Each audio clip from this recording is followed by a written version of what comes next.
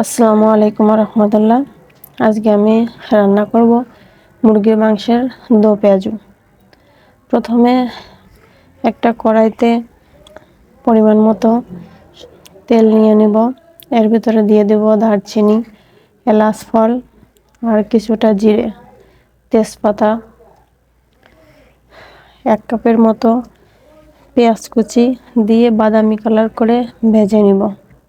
এরপরে দিয়ে দেব আদা রসুন বাটা, জিরে বাটা, লবণ, হলুদের গুঁড়া, মরিচের গুঁড়া, ধনিয়ার গুঁড়া আর দিয়ে দেব 2টা টমেটো কুচি। সবগুলো ভালো করে একটু ভেজে নিব যাতে কাঁচা গন্ধটা চলে যায়।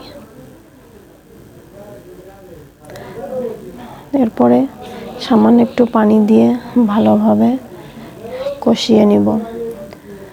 এরপরে দিয়ে দেব মুরগির মাংসের সাথে তেল মশলা ভালোভাবে মিশিয়ে নেব। মিশানো হয়ে গেলে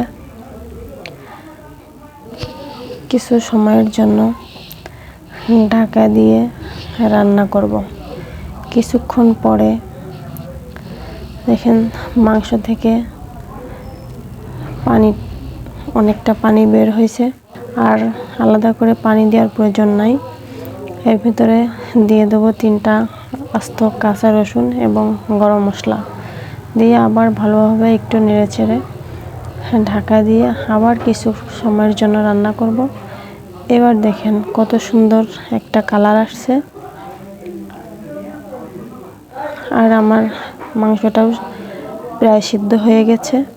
এরপর দিয়ে দেব একটু বড় করে কেটে রাখা পেঁয়াজ দিয়ে এগুলো আবার ভালোভাবে নেড়ে চেড়ে মিশিয়ে কিছু সময়ের জন্য ঢাকা দিয়ে আবার কিছুটা সময় ঢাকা দিয়ে রান্না করে নেব।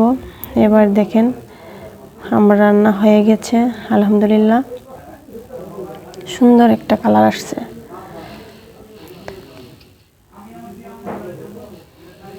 আপনারাও এভাবে বাসায় রান্না করতে পারেন।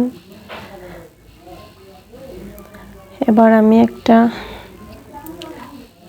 পাত্রে বেড়ে পরিবেশন করব। এটা গরম ভাতের সাথে খেতে অনেক মজা। আপনিও বাসায় ট্রাই করতে পারেন এমন সুস্বাদু একটা খাবার। সবাই ভালো থাকবেন। আসসালামু আলাইকুম।